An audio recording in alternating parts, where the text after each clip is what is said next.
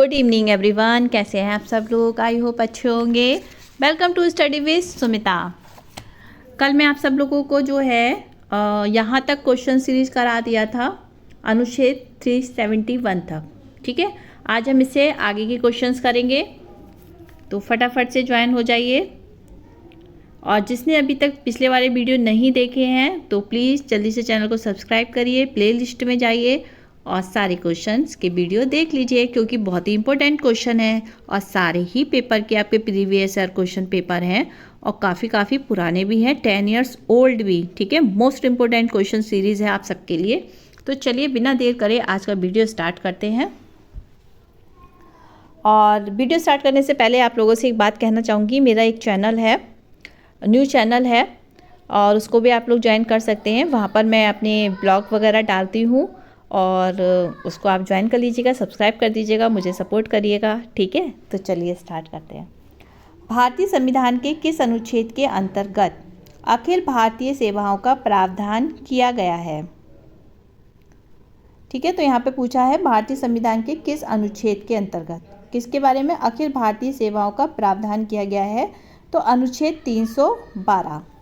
Okay, संविधान के किस प्रावधान में कहा गया है कि विधि के प्राधिकार के बिना ना तो कोई कर लगाया जा सकता है और ना ही एकत्रित किया जा सकता है। ठीक है, कर मतलब टैक्स, तो विधि यानी कि कानून के प्राधिकार के बिना ना तो किसी तरीके का कोई टैक्स लग सकता है और ना ही किसी को वह टैक्स जो है, कर जो है इकट्ठा कोई कर सकता है। तो किस अनुच्छेद में कहा गया है, तो ये कहा गया है अनुच्छेद 265, ऑप्शन ए इसका राइट आंसर है।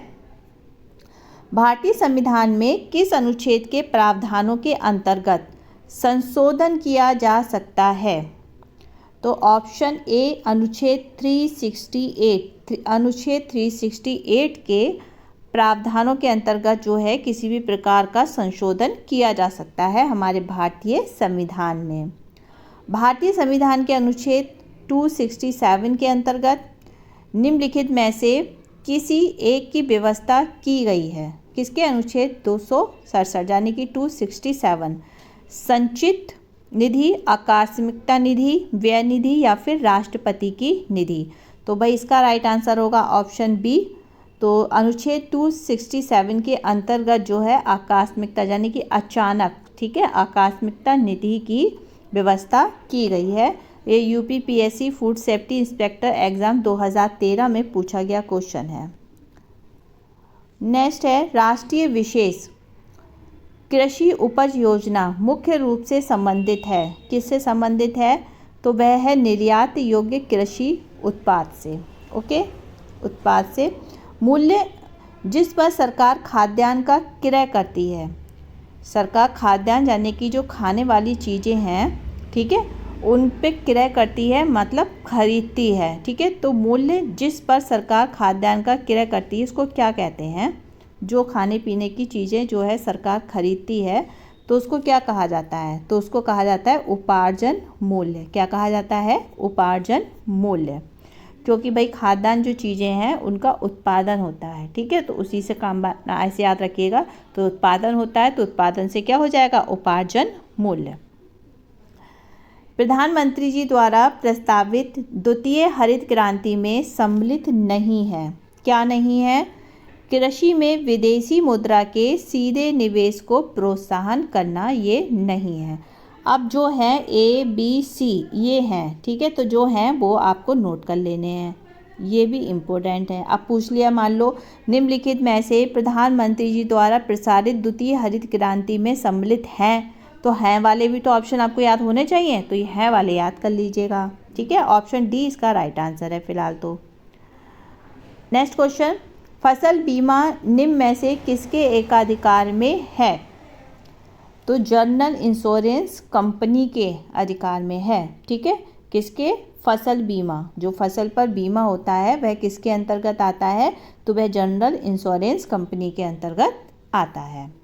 ओके, तो नेक्स्ट है, निम्नलिखित में से कौन फसलें अधिकांशतः निर्वाहमूलक कृषि के अंतर्गत पैदा की जाती हैं, तो वह की जाती है मोटे अनाज तथा चावल। मोटे अनाज में जैसे कि आपके गेहूँ वगैरह भी आ जाते हैं, है ना, फिर नेक्स्ट है आपका, जल्दी से चैनल को सब्सक्राइब कर दीजिए, अभी तक जिसने नहीं किया है लाइक कर दीजिए। आप लोग लाइक नहीं करते हैं, बहुत गलत बात है।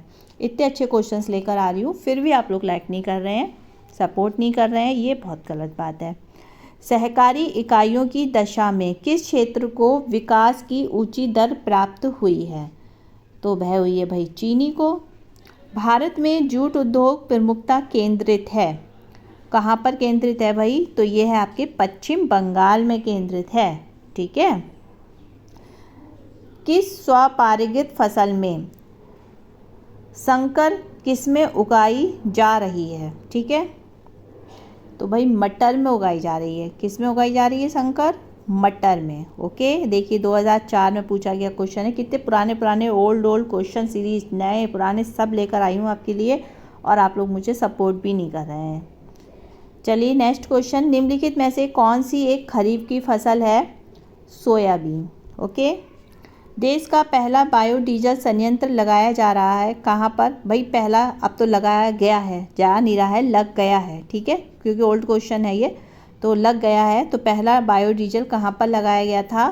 तो वह लगाया गया था आंध्र प्रदेश में। दलहनी फसलों के उत्पादन हेतु कौन सा तत्व आवश्यक है? तो वह है आपका कोबाल्ट। क्या है? कोबाल्ट। ठीक है, तो आज के लिए इतने ही क्वेश्चन है, कल फिर लेकर आऊँगी आगे के क्वेश्चन। तब तक आप लोगों को क्या करना है? वीडियो को शेयर करना है, लाइक करना है, कमेंट करना है, और सबसे पहले तो सब्सक्राइब कर देना है। ठीक है, तो चलिए कल फिर मिलते हैं नेक्स्ट वीडियो में। तब तक के लिए बाय बाय, टेक केयर।